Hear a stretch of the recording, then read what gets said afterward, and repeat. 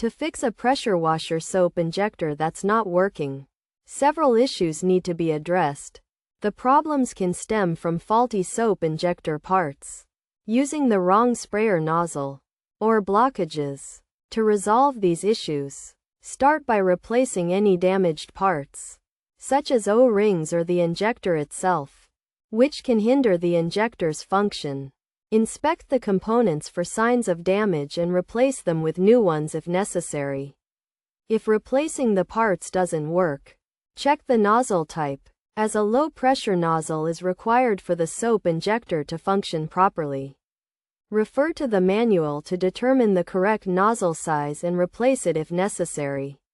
Additionally, remove any blockages by checking the injector, nozzle, and hose for dirt and debris.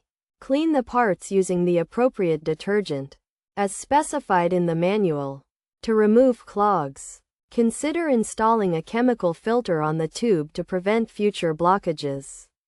By following these steps, you should be able to fix a non-working pressure washer soap injector.